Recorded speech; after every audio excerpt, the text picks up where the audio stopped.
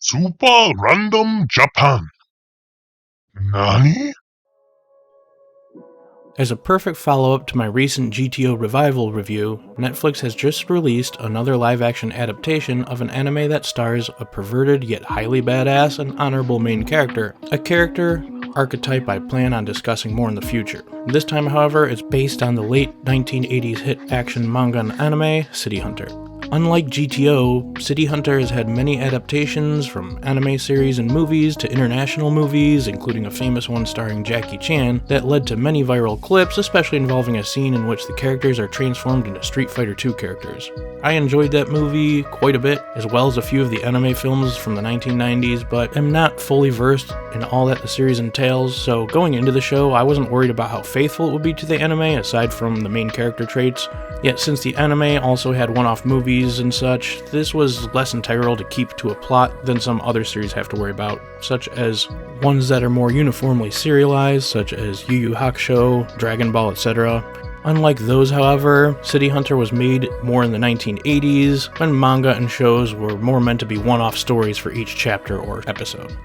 From the handful of films and manga I have seen, I do know what it revolves around, being the main character Ryo Saeba, known to those around town in the know as the City Hunter, a sweeper in Tokyo who takes care of odd jobs from bodyguard to assassin, etc. He's essentially a jack of all trades and a master of weapons and fighting to a level only anime can portray, whose job is to clean the trash that slips through the police hands. You know, one of those guys. I guess that's basically vigilante, right? Anyway, he's a hitman for hire. He's essentially John Wick amped up in confidence and ability, if you can believe that. His Achilles heel, however, like Onizuka of GTO, is his horniness.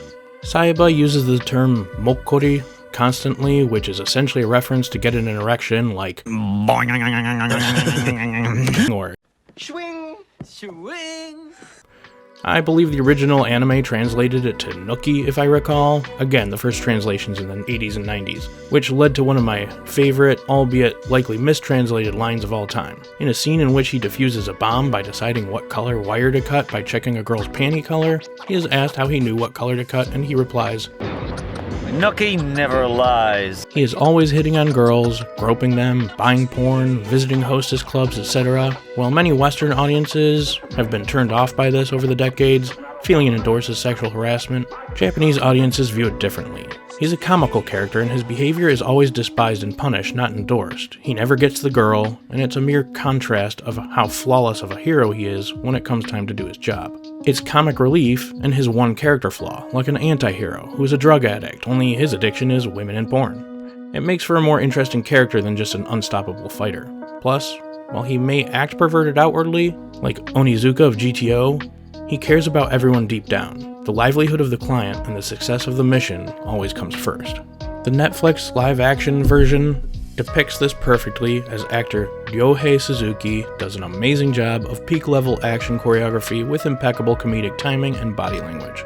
While the story itself is a bit ridiculous and the action is unrealistic and over the top, it's done in such an entertaining way as to suspend disbelief for the viewer. As much as I cringed at some of the situations and perfection of City Hunter's fight scenes, I was equally entertained to see what happens next at every moment.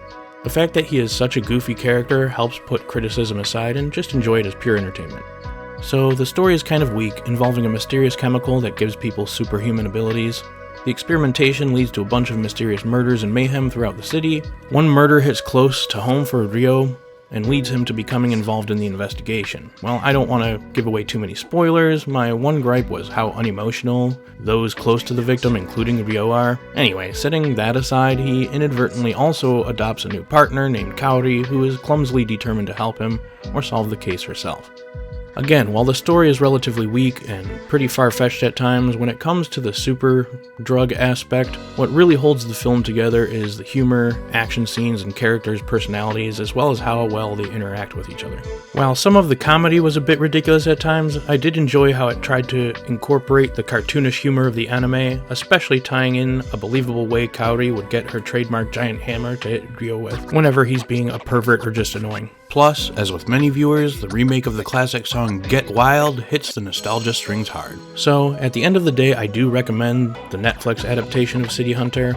I think it would make a better TV show than movie, but it was still well done enough to entertain any audience, I think, especially those not knowledgeable about the manga, and especially if you're looking for entertainment over substance and story. The humor, great acting by Suzuki, and awesome while ridiculously impossible action scenes are done in ways to still get you excited and possibly even want more.